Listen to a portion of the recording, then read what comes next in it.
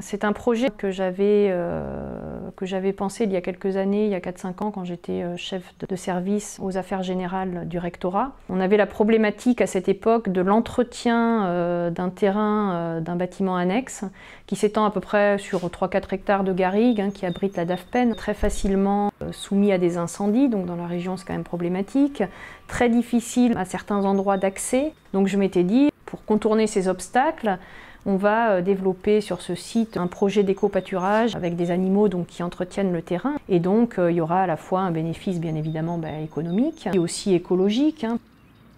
Puis donc il y a 2 ans, j'ai été nommée directrice des ressources humaines de l'académie. Donc avec une politique de rénovation de notre gestion des ressources humaines, dans le sens évidemment voulu par notre ministre.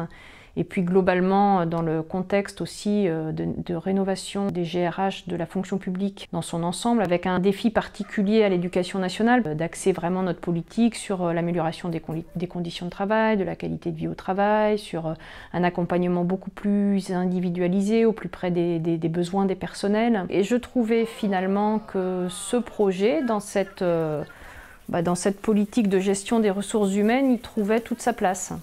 C'est vrai que c'est un beau symbole de notre politique de gestion des ressources humaines que de relier l'homme à son environnement dans ce cadre qui brasse tous les personnels de l'académie.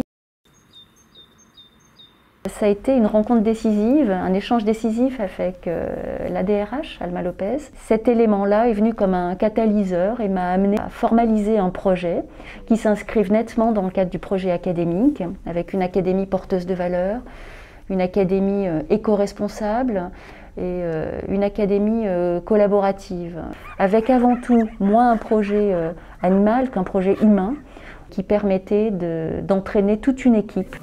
Et puis on est quand même un organisme de formation avant tout. Donc la deuxième phase, c'est bien de faire revenir des élèves. Alors je pensais à des établissements d'éducation prioritaire, à l'EREA en particulier, à Agropolis, pour participer, collaborer à la vitalité de ce site. Donc aménager des espaces potagers et avec des jardins de simples plantes médicinales. On aimerait également travailler avec le développement durable, en faire aussi un tiers-lieu finalement où il se passe des choses.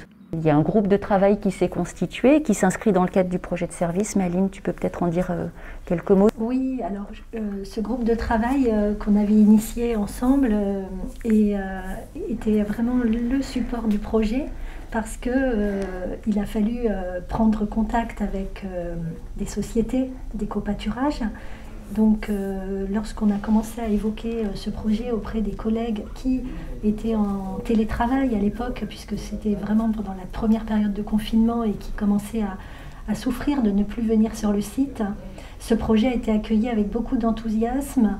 Tous les petits bras se sont mis en place aussi pour construire les clôtures, aménager le site pour l'arrivée des animaux. Ça crée un esprit d'équipe qui rejaillit sur le travail, forcément.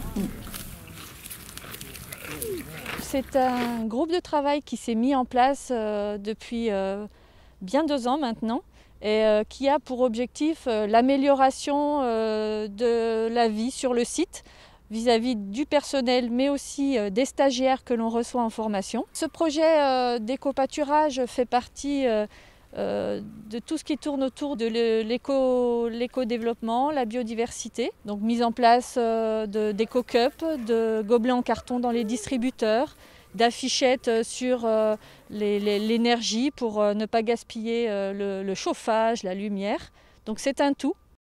La spécificité, c'est que les assistantes de formation ont pu participer à ces groupes de travail.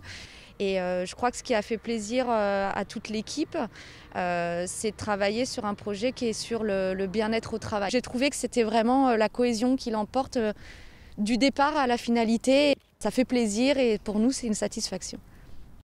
On a amené une trentaine de chèvres naines, une dizaine de moutons d'Ouessant et puis 4 mini Shetland, mini poneys, qui vont être là pour le bonheur des gens qui travaillent ici. On a également une installation d'abeilles, et donc en fait avec des ruches respectueuses de l'environnement, c'est-à-dire qu'en fait on n'est pas dans la production intensive, On est plus dans le respect des animaux. Et donc en fait, ce sont des brus, ce sont en fait des bois qui sont creusés à l'intérieur pour permettre aux abeilles de nicher. Et elles vont pouvoir fabriquer leur miel et leurs nutriments pour passer l'hiver en autonomie complète. Tous les matins et même le soir, je viens avec un appareil comme ça. Je surveille s'il y a un problème à la clôture. S'il y a un problème à la clôture, ça veut dire qu'il y a sur le tour, je regarde s'il y a un truc qui est débranché. Après, sinon, c'est vraiment tout ce qui est le plus agréable. Je veux dire, s'occuper de ça, c'est très bien. D'ailleurs, l'idée qu'ils ont eue de ce côté, puis en plus qu'ils font de la pédagogie avec, c'est ce qui est le plus important, quoi. Les clôtures, je les ai posées, hein, toutes les secrétaires s'y sont mis aussi. Ça a été un plaisir. Non, il y a une bonne équipe ici.